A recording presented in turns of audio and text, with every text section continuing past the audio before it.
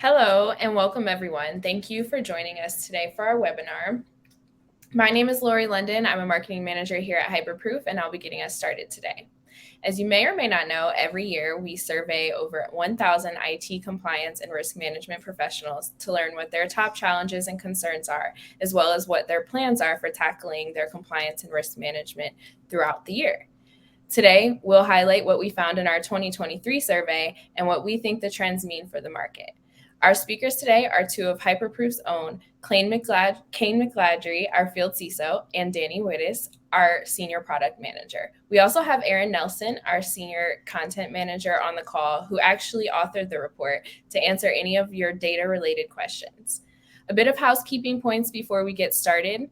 If you have any questions throughout the presentation, we welcome you to enter them into the Q&A box for our presenters to answer in the final 15 minutes of the event. If you're having any problems with audio or visual during the event, please try leaving the presentation and re-entering. If this doesn't work, please let us know you're having trouble in the Q&A box. The event is being recorded and will be available on demand on our Bright Talk channel following the closing, and all of the attendees and registrants will receive an email with a link to the recording as well as a copy of the report. Without further ado, I'd like to introduce Kane McGladrey and Danny Wittes. Take it away. Fantastic. Thanks, Lori. And Danny, I'm really excited to be on this presentation with you today. Briefly about me, I am the field CISO for Hyperproof. I'm a former defense industrial base manufacturing concern CISO as well. I've been doing information security or cybersecurity for, I guess, 25 years now. And I always feel our industry could use a few more cats.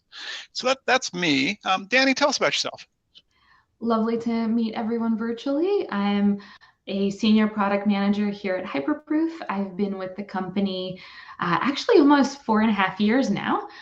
So in my research, I've done everything from reading accounting textbooks to watching fun YouTube videos, and it's a pleasure to be here presenting with Kane.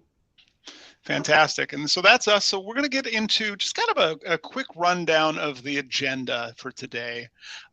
As Lori said, we are going to have 15 minutes at the end of this for any questions and answers. And our survey author is going to be actually on in those last 15 minutes. If you've got any specific questions that we can't answer. And today, this is the survey launch. So this is fairly exclusive. This is new content. You're going to hear some things that you probably haven't heard before. So briefly, I want to go into the survey methodology. When you get a full copy of the report, you'll get a full description of the methodology, but I feel this will answer a lot of the questions that, the easy ones. So we conducted our survey between December of last year and January of this year.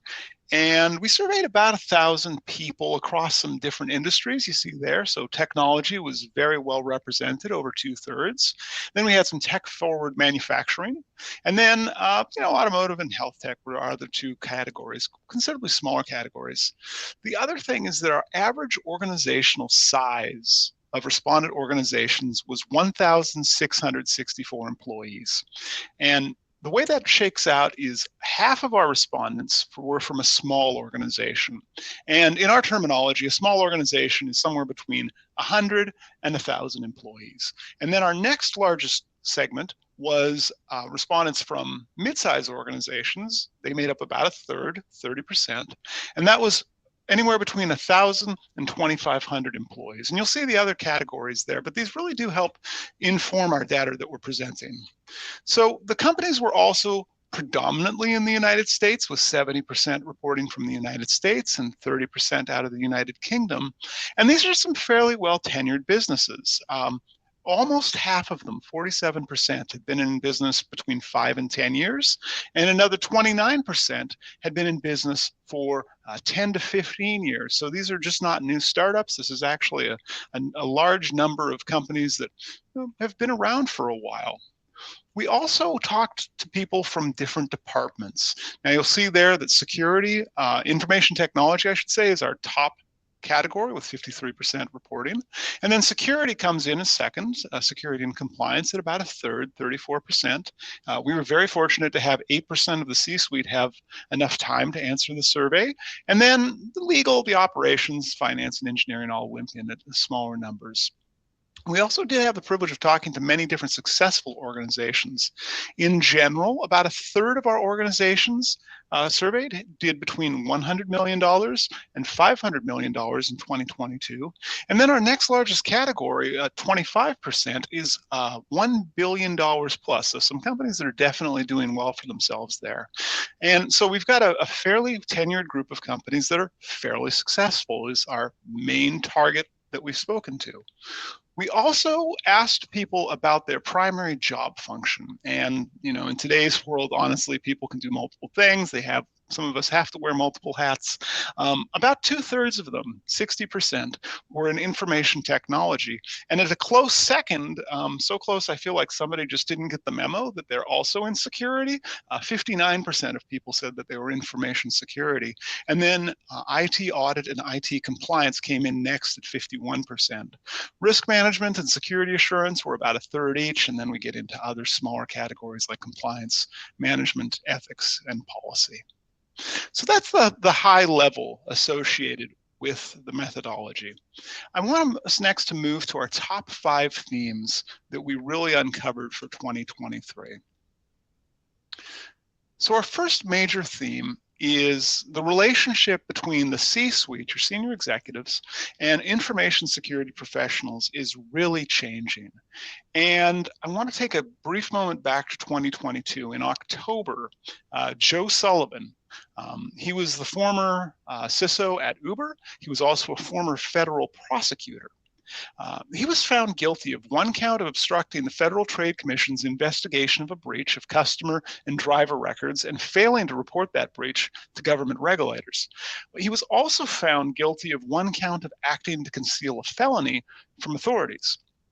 We brought this up in the survey, and 1/3 of the respondents said that in the wake of that verdict, their companies made changes to how the legal team works with their CISO to protect the company. And we'll talk about that in detail in a few more slides. The other thing we found was that the data shows that CFOs, chief financial officers, are becoming more engaged and more present when it comes to decisions about investing in risk and compliance efforts. Now, we've also seen, outside of our survey, the Federal Trade Commission, the FTC, and the SEC are really reorienting towards more of an enforcement stance as opposed to a sanctioning stance. And also, just this January in 2023, the World Economic Forum found already 50% or more of CISOs regularly meet with their board and senior management regularly. And this is being driven because, stakeholders, senior executives, they're all trying to avoid a security disaster. Well, if you're an information security professional or compliance professional, what this means is you should really expect there's going to be a remarkable increase in the number of requests for reports, for presentations, and just for ongoing communication around your organization's security, risk, and compliance postures. Kane, do you think this focus on individual responsibility is making CISOs nervous? I do, and it's a conversation that came up on a recent CISO roundtable that I convened, where a number of CISOs don't have D&O insurance. That's your directors and officers insurance. And what that means is, even though they might have the capital C in title, as they're not actually an officer of a company, if there were to be a shareholder suit brought against their organization in result of a breach, they'd actually have personal legal liability associated with that. And, who wants to sign up for a job where your best case outcome is nothing bad happens, and if something bad does happen, you're being brought party to a suit involuntarily and your company's not going to carry the water for you? Nobody's going to get excited about that as a job opportunity, I don't think. So I want to move to our second major theme that came out, which is that changes in the market are really resulting in new purchase patterns and also a surprising increase in budget. I want to remind everyone, we took our study between December of last year and January of this year. And at that point in time, either the recession was ending, the recession was starting, the recession was out of control. Like I've hung out with some economists, and nobody's still like sure when we're having the recession, but allegedly there may be a recession. Well, despite that, our survey recipients said that security and compliance is one area where the spending is going to remain high. Part of what's driving that is the regulator response. It's just been increasing rapidly. And also new regulatory changes and new statutory changes are forcing companies to quickly have to expand and adapt their teams to meet their new regulatory demands. 29% of our respondents said most of their annual GRC budget, their governance, risk, and compliance budget, is going today towards GRC tools as opposed to things like compliance audits or outsourcing and consultant work or staff. And that lines up with our 2022 report, which found that GRC was the highest spend at 28%. So did any of these numbers around how companies are allocating their compliance-related budget surprise you? You know, it does continue to surprise me because what we've seen is compliance professionals are being asked to do more with less. And it can be less staff, it could be more regulatory scrutiny, it could be more requirements that they're being tasked with meeting. So the fact that the spending is running high really is a counter to the narrative that we're seeing going on in the larger macroeconomic sphere. Now, our third point that came out, and this one's unironically, it's slide number 3, and it's the third topic, right? Third-party risk is still a major challenge. And this is what I like to think of as a Kevin Bacon, like 6 degrees of Kevin Bacon style problem.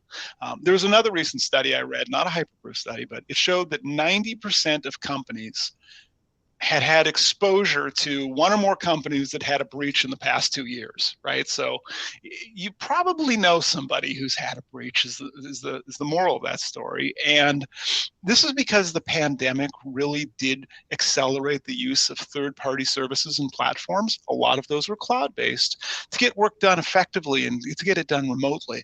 But that expansion of third-party services has really forced compliance and risk managers to have to deal with this increased exposure to risks while concurrently having to update their own processes to support the increased speed and the complexity and the scale of those new platforms. And in our survey, we found that 74%, almost 3/4 of companies, have had an audit finding that they couldn't promptly resolve related to third-party risk management. So we're finding that third-party risk it's a hard, sticky challenge, right? That just can't be adequately handled today. And surveys are continuing to grow the number of third-party partners that they're working with. So as a result, we'd say that third-party risk is now influencing supply chain decision-making because the third-party risk landscape has expanded to that point where a vendor's security and compliance stance actually could now be a deciding factor in business partnerships. Makes sense. You know, I've been researching user access reviews, and that's really opened my eyes to the challenges of managing rules and permissions across this ever-growing number of cloud providers. It really seems like managing sensitive data and these potential new vectors is just an uphill battle nowadays. Absolutely. It's definitely getting more complex out there.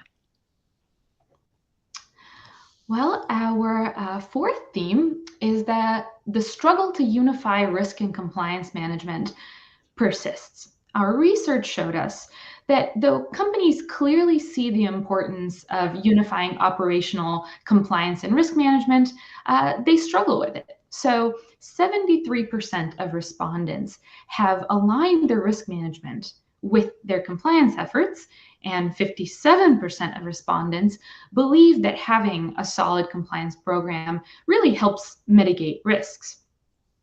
However, despite these stats, 31% of respondents are still managing risk and compliance in silos, which is resulting in additional manual processes, an increased workload, more stress, and less visibility into your risk and compliance posture.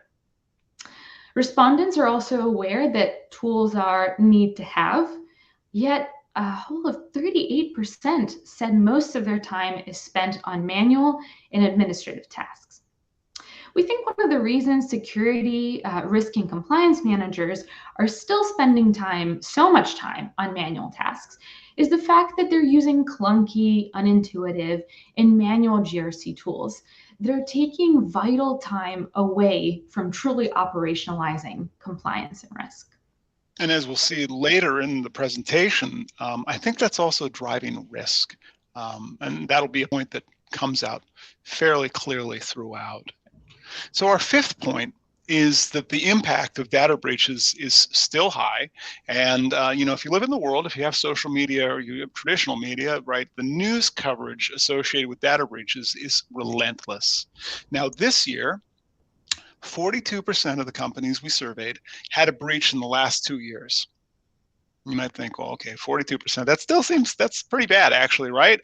That's actually a reduction. In our 2022 report, we found that 63% of respondents reported experiencing a data breach. And the cost of those data breaches, it's still high. 39% of our respondents said that they lost between $1 and $5 million on data breaches. And those organizational silos, those manual processes, those really do have a profound effect on the organizations. We found that 1 out of 2 companies managing risk in an ad hoc or a siloed department experienced a breach in 2022. Again, that's 50% of companies that were making stuff up or they were doing it in a siloed process had a breach. And we're going to get deeper into those statistics later in the webinar.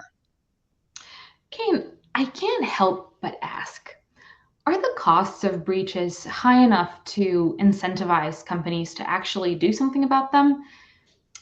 From the perspective of a regular member of the public, sometimes it feels to me like the fines and costs are a drop in the bucket for a lot of these companies, and they don't really end up taking action. There's not a right answer to that question, and there's some nuance here. So the intent of fines is to drive behavior change. And especially when there has been an established regulation that says, hey, you should be doing these things, and why aren't you doing these things? Often those fines are in addition to any costs that the organizations that are breached incur. And there's a delicate balance that I think regulatory bodies and legislative bodies have to strike between recognizing occasionally you can do everything reasonable. Right? And in Utah and in Connecticut and Ohio, there are cyber safe harbor laws that say what? You know what? If you've done everything reasonable and you still get shelled, you still have a data breach, we're going to give you an affirmative tort defense against civil lawsuits resulting from the breach. That doesn't shield them from regulatory penalties, but there's this growing recognition that, look, you already had to pay money, you're paying your insurance, so perhaps they're paying part of it. But your organization will have additional costs. We don't want to find ourselves in a world where we are completely blaming victim organizations where they were doing things as best as possible. However, I think there is a difference between security and compliance. And those organizations that stand up and they send out their survey, their letter that says, we care about your security and privacy, and they can show they were completely compliant with the letter of the regulation, but not necessarily the spirit. That's where I think we're going to see additional change from a legislative and from a regulatory perspective. So for our next big topic in the webinar, I want to go into our top findings, the most surprising ones, the most relevant ones, and honestly, some really fascinating statistics that came out of our report. All right, so our first top finding that we wanted to highlight is that the relationship between the C-suite and InfoSec professionals is changing. 85% of respondents say their company has a board member with cybersecurity expertise. Well, this simply hasn't been the case in the past. CISOs did not always have a seat at the table. Furthermore, an additional 14% say they plan to make sure that their board has a cybersecurity expert on it in 2023. These changes are indicative of a larger market shift to more strategic thinking around risk and compliance. It also might have been driven by upcoming SEC rule changes that companies will need to disclose if they have someone on the board with cybersecurity expertise, which is a good example of regulations driving change. We also anticipate security and compliance professionals will need to brace themselves for lots more requests for detailed reporting, more internal assessments, and more frequent communication with the board around cybersecurity risk as the board starts to regularly review cybersecurity, compliance operations, and risks. This will also likely be of interest to institutional investors, as a reported lack of cybersecurity expertise on boards may be perceived negatively. Directionally, we see a trend of companies tightening governance over matters of cyber risk and focusing more on transparency and communication around compliance and risk throughout their entire organizations. And Danny, I really want to double click on that point.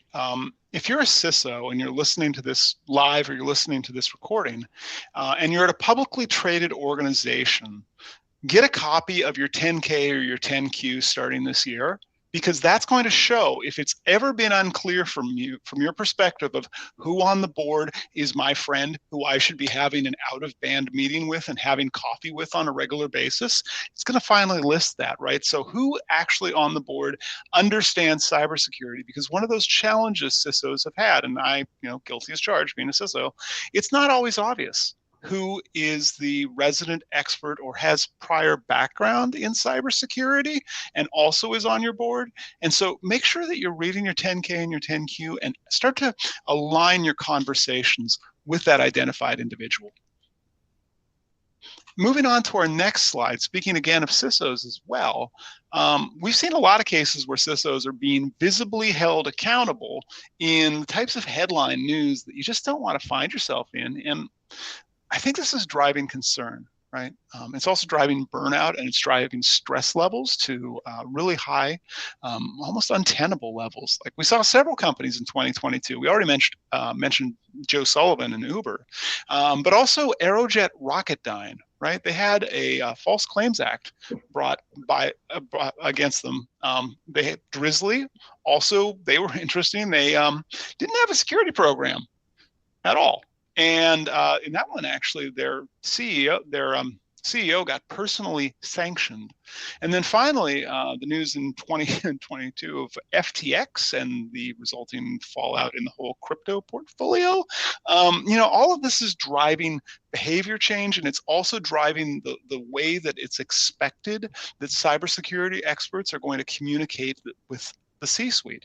And we asked respondents about how are they communicating to your board? How are you communicating to your stakeholders, your legal teams, and other senior stakeholders to understand how that market is shifting to adapt to this new regulatory scrutiny? And what we found, again, 33% of respondents made changes to how the legal teams are working with CISOs because of that Joe Sullivan and Uber verdict. Now, that's got some benefits, but also some challenges. So if you're in security, if you're in compliance, if you're in risk, if you're in IT, you're going to have to start well in advance to really increase and level up your workflow, because you're going to be expected to coordinate with more members across your organization in order to maintain compliance and security. So also, and I mentioned this earlier about the macroeconomic, what are we doing here globally? Like, who's in a recession and who's not? We've got a volatile economy, and yet spending on compliance operations and risk management is going up. 70% of our respondents were planning to grow their compliance team in the next 2 years. And that's really a remarkable difference from the larger narrative in tech, where we've got the great resignation, where we've got mass tech layoffs. We're seeing this willingness to invest in risk management. And that actually does make sense, because 32%, almost a third of our respondents, said they had to postpone pursuing either new compliance frameworks or new certifications because they didn't have adequate resources. And those lack of resources historically, if you don't have a certification and you're asked as part of like a vendor risk management survey, hey, do you have insert certification here? You get locked out of a market. Like you can just be locked out of competitions. And similarly, the regulatory penalties or the legal penalties associated with not being able to meet a compliance burden also really is driving that need to increase the level of staffing associated with those professionals. Another discovery in this area is that GRC software usage for risk management, IT compliance, and third-party risk management has increased year over year, while the use of spreadsheets has declined dramatically. Only 10% of respondents use spreadsheets to manage their compliance efforts versus 43% in 2022. And I think this all matches what Kane was just speaking to quite perfectly. Compliance professionals are seeking ways to optimize their workflows using these brand new tools to make up for some of the challenges that Kane was just talking about. This is a huge shift from 2022, like I was quoting the numbers 43% versus 10% this year. And to put in perspective how huge this shift has been over the last few years, I wanted to share that back in 2019, we did some more informal interviews back when Hyperproof was really young that told us that of about 200 companies, 90% were still running their compliance via spreadsheets and emails. So this is really a huge change, from 90 a few years ago to 10% now. But there is some granularity in here I want to tuck into, because it's not that only 10% is using spreadsheets total. There is some variation in those data. And we'll get into that in a couple of slides, I think, about like further on who actually is using spreadsheets and for what. But something else we found, over half of the companies that we surveyed, 57% said they were going to spend more time on IT risk management and compliance, and 63% said they were going to spend more money on IT risk management and compliance this year. And that's really because those security breaches, or the threat of security breaches, is on the rise, and there's this increased emphasis, this pressure to keep companies safe. So compliance managers are really going to need to find creative ways to reduce those manual tasks, to reduce those administrative tasks, so that their teams can more effectively focus on what matters, which is effectively managing and mitigating risks. So we also talked to companies about their third-party risk, and 90% of the companies that we chatted with said they're good at identifying, establishing, assessing, and managing their supply chain risk management processes so that all stakeholders agree they should manage third-party risk. Great, right? Everybody agrees we should definitely do something about third-party risk. But while everybody agreed, or 90% agreed, yeah, that's a thing we should do something about, they're still struggling with the number of breaches and also an inability to address audit findings due to third-party risk. And I've got some details on that on the next slide. But what we're seeing here is a conflict. There's this confidence that companies have to address third-party risk. There's a very high level of confidence there, but we're finding respondents have trouble prioritizing which third parties they need to address. And part of what's driving that is because aggregating third-party risk data, that's just difficult. And that's disrupting companies' abilities to prioritize which third parties are posing the most risk and are consequently most critical to manage. So with all these processes in place, though, right, you think, okay, well, there'd probably be a minimal number of third-party events in 2022. Again, though, that's not what happened. We actually asked our respondents on the survey, I'm going to quote from the survey here, if their organization had been impacted by any of the following events in the past year. And we asked them, did you have a supply chain disruption? Did you have any compliance violations? Or did you have a third-party data breach or a privacy breach? Well, 54% of our survey respondents said they had a supply chain disruption related to cybersecurity that affected their ability to deliver goods and services.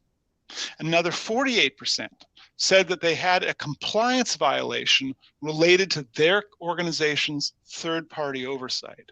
And 38% reported experiencing a third-party data or privacy breach that affected their organization's records or data. Now, the final group there, we actually did have 6% come back.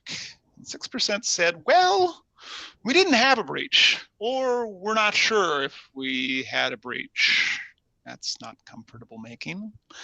And respondents also had been struggling to address any audit findings associated with third-party risk. 74% of our respondents said they've experienced or they're expecting an audit finding that they won't be able to promptly resolve related to third-party risk management. All right. Well, we already touched upon the struggle to unify risk and compliance management, and we thought we'd dig in a little bit further. So one of our kind of initial discoveries is that respondents are feeling pretty confident in their ability to identify and assess risk, which kind of matches also what Kane was describing in the third-party risk assessment space. And a whole 93% of our respondents were feeling that they've done well in identifying and assessing risk. We also asked respondents if they have a centralized governance, risk, and compliance program. 68% said yes, they do have a centralized team, while 32% said that individual teams or business units handle their own risk management and compliance efforts. 56 are conducting annual security risk assessments, which is great that that's being done. However, 90% of surveyed respondents also said that the actual management of risk and compliance is still in silos. So essentially, we're finding there's a contrast between the really high confidence to address risk and compliance and the actual end results, which don't align with the extensive processes in place, as you'll see in the next slide and hear a bit more from Kane later. And I want to emphasize, before we move forward, we're not saying causality here, but the data do correlate. So again, this siloed behavior is correlating with security risk increasing. So digging further into the numbers in this area, although respondents appreciate the importance of risk management and processes for managing, actually managing the processes for IT risks lags behind behind respondents' intentions. Despite this overwhelming confidence, respondents have about identifying and assessing risks, 51% say they struggle with identifying where the critical risks are to assess and what remediations to prioritize. 30% of respondents say their process to identify controls that can mitigate risk does not actually meet their company's objectives. And 39% of all respondents say they struggle with finding risk-related information when they need it. Not necessarily that the information is not out there, but that it's difficult to find in the moment when it's needed. So why are surveys so confident in their ability to address risk, but still struggling to identify risk-related critical tasks? Well, identifying and prioritizing critical risks is by far considered the most time-consuming activity related to managing security and data privacy risks. This problem, we think, is at least partially caused by respondents not having the right data at their fingertips. Additionally, 38% of respondents admitted that they switch between multiple systems throughout the risk management process, and that they have separate places for risk assessments versus tracking remediation efforts, such as multiple spreadsheets containing risk assessment results or multiple platforms tracking risk. And ultimately, go ahead. I have feelings here. Well, I was just going to say that, in other words, when there's this sort of fragmentation going on, it's very, very difficult to put together the big picture that lets you do the kind of critical prioritization that helps mitigate the most critical risks. It's not only that, it's driving time consumption. Like if we have all of these risk data, which are very important and companies have, the time that it takes to present that portrait of risk in itself becomes, first of all, it's a time suck. And second of all, if it takes too long, your risk landscape changes under you and you don't have a good view on what's really going on, what should you care about, and what is the gap between risk management and, effectively managing it. And to really drive that point home, only 10% of respondents have the kind of integrated view of risks that Kane is talking about.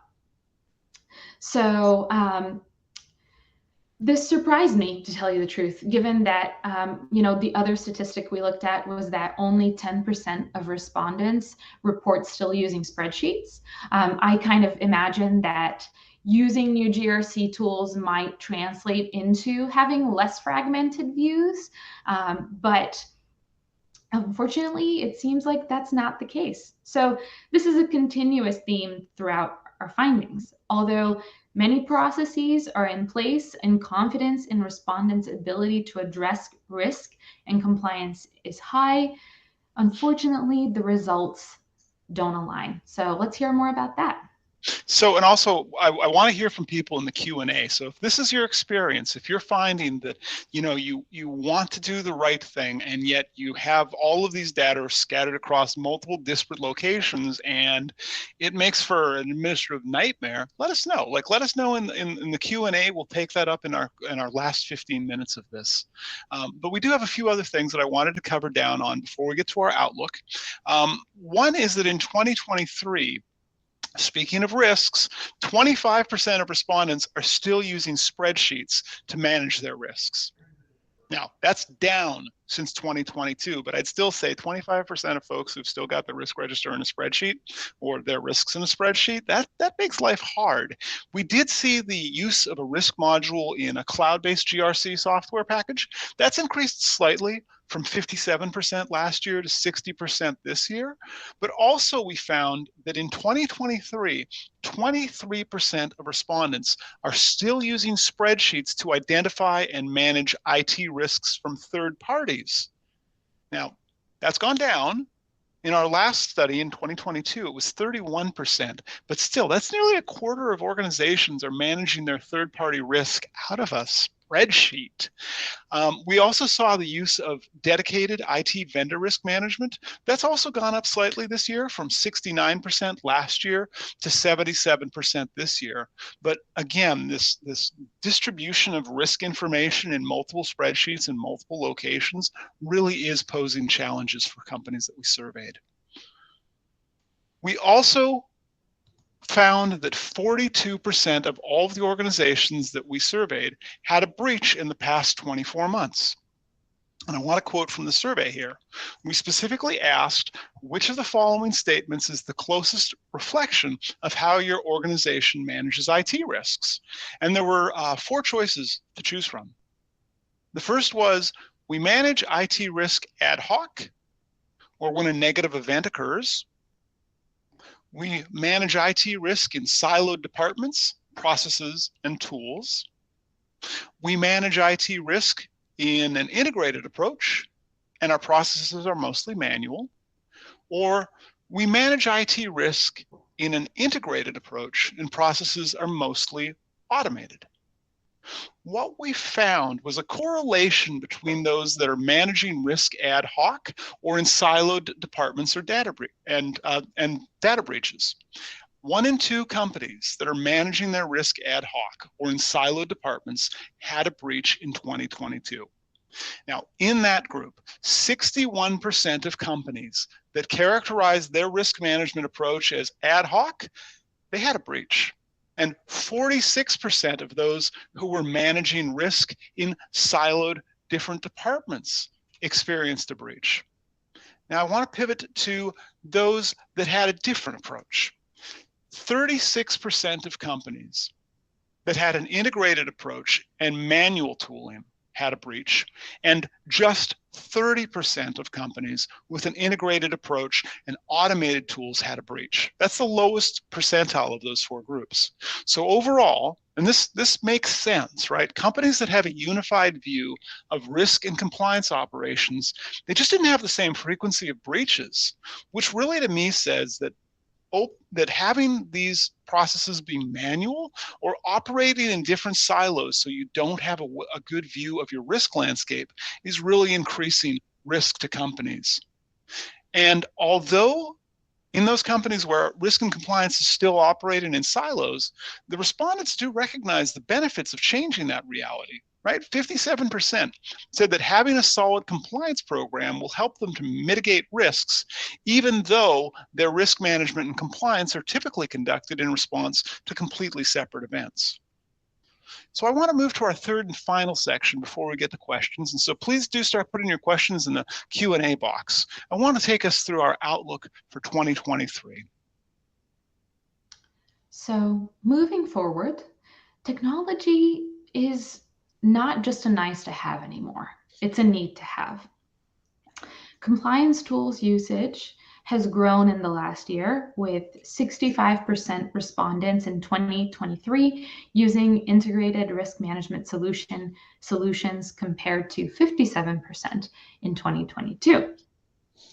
The landscape has changed drastically with the advent of newer, more powerful technology tools, both for companies and threat actors alike. Respondents are aware that tools are a need to have, yet 38% said most of their time is still spent on manual and/or administrative tasks.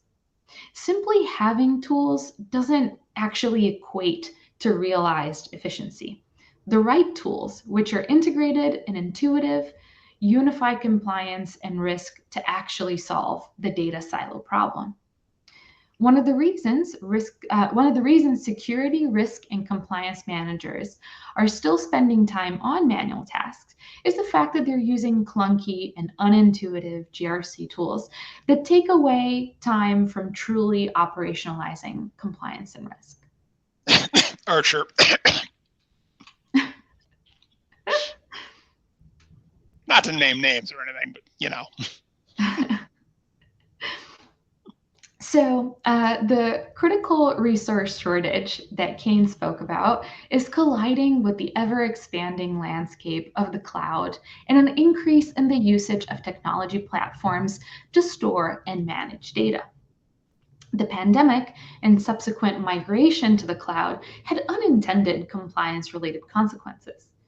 Businesses, especially those in the tech sector, now deal with underprotected cloud data.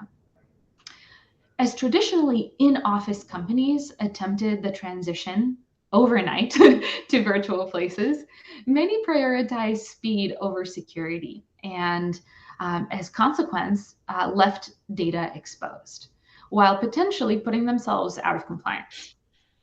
Today, many organizations are still catching up on ensuring their cloud processes comply with data privacy regulations. Regulations, which as we established, are constantly shifting.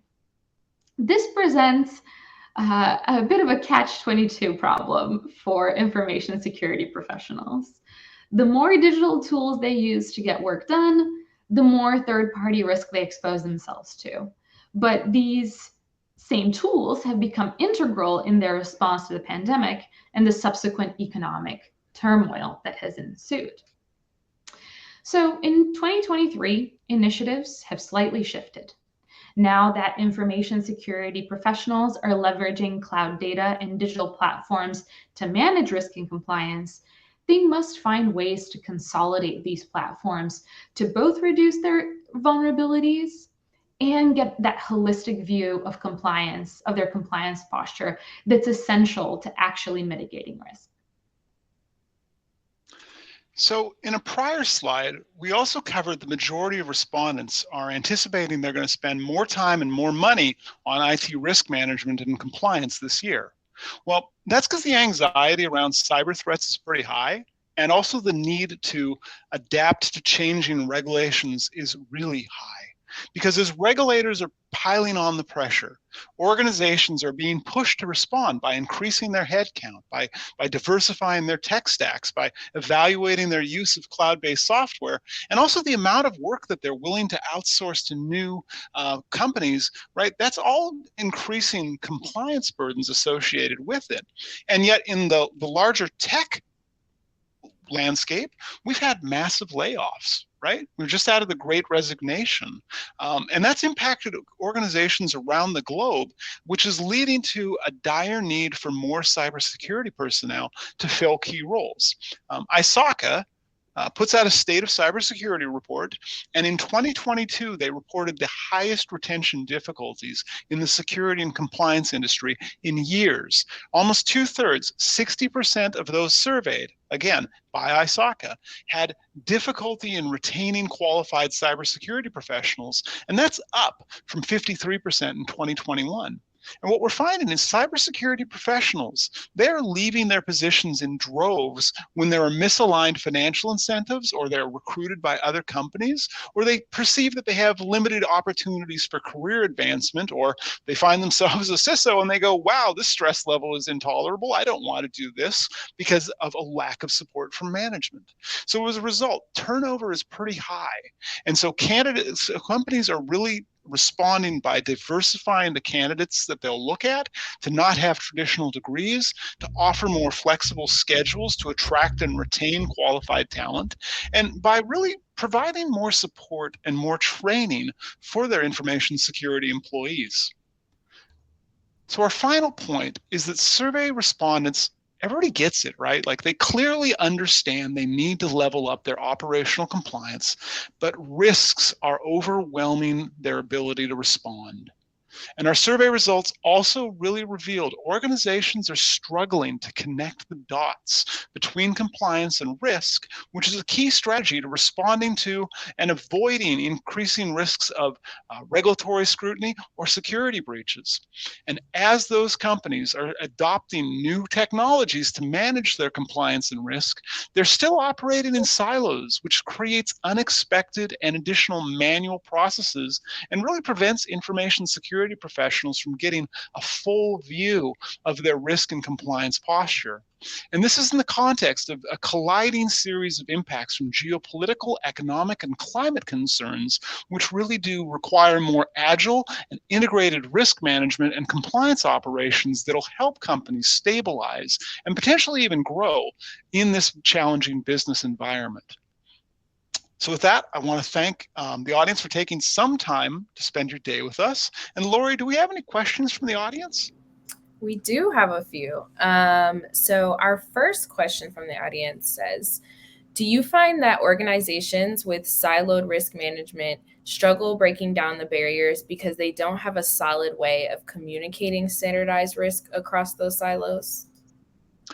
So thank you for that question. I'll take this one first, then Danny, you can weigh in. I think it's less about the method. I think it's more about organizational and managerial recognition that kind of like those 12-step problems, like step one is you have to recognize you have a problem. Step two is you have to plan to do something about it. And what we've seen is that in companies where there is not top-down recognition and commitment, that there needs to be a holistic view towards risk, that you can have really good mid-tier conversations, but if that's not lining up at the top, it's just not, that message will not be heard. Danny, anything to add on to that? I guess my perspective is a little maybe kind of more boring and in the weeds of just the logistic problems of, when everything is so kind of fragmented, it's hard to get the big picture to even communicate the sense of urgency about it. And so I think that kind of struggle with even just understanding the big picture makes it difficult to get to the kind of straightforward communication. That's at least how that's. Yeah, absolutely. And thank you for that question. Lori, do we have other questions? Yes, we do. Let's see. The next question says, I'm managing risk in spreadsheets and using a GRC tool to track compliance. What should I look for in a platform if I'm thinking of consolidating my risk management and compliance operations process? So I'll go first. Having been a CISO and having worked through this exact scenario myself, and being a CISO. So ideally, you want to be able to link your regulatory requirements to the controls that you have, to the risks that you face, so that you can show effectively how much your control health, how effective your controls are at burning down that risk. And when you do that, you get a view of, okay, so here are the controls that we have in place. Here's why we have them, and here's how effective they are at managing and mitigating those risks. But the other thing it gives you is if you have risks that don't have controls, you can actually go, well, wait a second, we have like a glaring hole right there where we're just not managing or mitigating that risk at all. Or alternatively, you find occasionally you have controls that don't have risks. And like, ain't nobody deploys controls because they're fun, right? The reason we get controls is either we were told by regulation, by contract, or by law, we have to go do it. If you have something that is unhinged from that and doesn't have a risk, I'd argue you shouldn't bother having that control. So a platform that can give you that level of visibility, that interconnectivity between risks and controls and the requirements that are driving all of that, that's table stakes in today's economy. Danny, anything else on that? I think you covered it really well. The tie all the way back to the requirements makes a lot of sense. It looks like we have just one more right now. Please, if you have additional questions, do continue to put them into the question answer box. The question we have right now is, my board is already asking for more transparency around risk reporting and our compliance posture. What should I do to prepare, and how do I best communicate risk to non-technical board members? Danny, do you want to take this one first? As someone who doesn't have experience reporting to the board on that, I would defer to you. Okay, I thought I'd offer. I don't want to take all the questions. So my way of looking at this is, the board is interested in risk. First, foremost, and primarily, they get out of bed in the morning and they're excited about risk. And that's really different than people who come from a security background or from a compliance background, because the thing we want to do is we want to reduce risk, because risk is bad, right? If a risk occurs, we might lose our job, or we might have a reputational issue, or the company might go out of business, and risk is bad. And so we're all taught, let's make risk zero, which we know is not possible. Board members, on the other hand, they care deeply about risk because they're willing to accept a level of risk that, many folks might not be. So when we're getting ready to talk to board members, the first thing is you have to remember that fundamental difference in mentality. They don't care about technology. That's really not interesting to them. They do care about risk. And so when a CISO or a senior executive is getting ready to talk to a board, you need to have a narrative story, irrespective of what's on your slides, with 4 things in. How much did what was your risk profile last reporting period? What's your current risk posture this reporting period? How much money did that take? And then the final point is why. Like, if you can go into your board members and say, look, our risk was this last time, it went down by this, but we spent the bunch, and our controls are working. We had to adapt the new regulations. We had brought in a couple more staff, but you're showing a productive use of those resources. Easy day. It's going to be a short conversation with the board. If, on the other hand, you wander in, you can't say, well, I don't know what our risk was. Uh-oh. Or you can't say what your current risk is, even worse. Or you can't say you don't know where the money went. It's a good time to update your resume, I'd say, because you're going to have a very short and not a comfortable conversation, probably with your board, and then with your CEO, and then with your HR department, and that's the way that tends to go. So it really does have to be effectively about risk. And the only other thing I'd say for guidance, if you've got key performance indicators for the business, KPIs. The tendency is you go, okay, cool, I'm going to go in with my statistics and it's going to look all neat. I'm going to do KRIs. Again, that's a failure of imagination. You need to link your risk indicators to your company's performance indicators so they can understand how you're burning down risk is effectively enabling business, because we don't want security. We don't want compliance to be a cost center anymore. We don't want the best thing that happens in our job is that nothing bad happened today. We are here to enable and empower successful business. We are not just here because, we're the guards who say no and try and prevent bad things from happening. As you were speaking, one thing did come to mind that, aside from everything you said to have, which makes perfect sense, I would also add that I've been hearing about how useful it can be to have data around which teams and which parts of your organization are getting the company in trouble versus are doing really well. That's been, because when you are responsible for compliance and risk management, you're also, at the end of the day, kind of, responsible for visibility across the company of how are these different parts of the company actually implementing all of this. And so I've heard that can be quite useful, as having that breakdown of like, hey, look, a lot of the burden right now is on this team. And so someone like a CEO could sit down and say, what are my priorities? Should I kind of load balance? And so that's been something that has come up as a useful thing. Yeah, the one danger on that one, it's political in nature, is don't lead with that with the board. Like, if you're going to have that conversation, if you're going to go do naming and shaming, first of all, you've had the conversation with the person who's like, they're not singing from the same hymnal. And then you had the conversation with their boss. And then you've had the conversation with the C-level executive, possibly even the CEO, right? To say, hey, look, they're not carrying their water. Because by the time it gets to the board, they want to know what you've done about it. Like, why are you bringing us this problem? Tell us what you've done so far. And then if they need to make a hard pivot, they will. But hopefully you've been able to de-escalate before then. Absolutely. Yeah. I guess I had less of the name and shame and more of the like, hey, look at how much this team is burdened with this.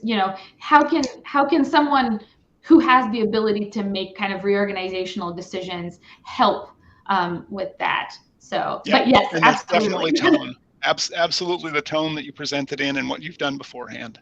Lori, do we have any more of these great questions from the audience? Yes, we do. We do have one more. Quickly, before we move to the next question, I do want to reiterate that the report will be emailed to all of the registrants as well as the attendees immediately following this session. And then also, if you can't wait for the email, you can always head to the HyperProof website and you can download it there as well. The last question we have from the audience is that the board continues to ask for more visibility. Do you have a way to calculate ROI in HyperProof to show how the tool manages or reduces risk? This is a product specific question. Danny, I'm going to pivot to you. So you're looking for, I just want to make sure I understand the question, and maybe, Kane and Lori can also help me with this. So looking for kind of a return on investment calculated within HyperProof of how much HyperProof is helping with making you more compliant, or, helping the investment in HyperProof, what return you're getting out of it. Yes, how it's helping you to manage and reduce your risk, really quantitatively proving that you are managing and reducing your risk with HyperProof. Got it. Right now, we don't have kind of a specific feature that can expose a number to you. We have some data that our customers have shared with us on how much time this is saving them and kind of what that's letting them do. I don't have that right at my fingertips. Perhaps we can kind of dig and see what we can share on that front. It is definitely a hard problem. I don't know if, Kane, you want to add something to it? I think really it would be favored, just looking at the time and being respectful of everyone else for staying with us all throughout the hour. If that person who sent the question in, if you could just drop us a line, just drop us an email, and we want to talk to you and just get to understand that a little bit more, line you up with our product management team and see, like, hey, is this something that we could produce potentially in a future iteration? So thank you for that question. It is a good question. And I do, hi, Erin here. I do just want to chime in and say that within HyperProof itself, you do have a dashboard view where you can track your risk posture and your compliance posture. It's really easy to see within the tool how you are pacing toward your goals. So while we might not have an actual ROI calculator, it is very easy to physically see the ROI within the platform with the dashboarding. Thank you, Erin. And Erin is our survey author, who they've just done an awesome job with this. Well, I just want to thank, my contributors, Kane, Danny, and also Erin, definitely Erin, for producing this event. Thank you all for joining us for this hour of your day. And please do watch out for the email with the link to the report, as well as a link to the recording of this session. Thank you all.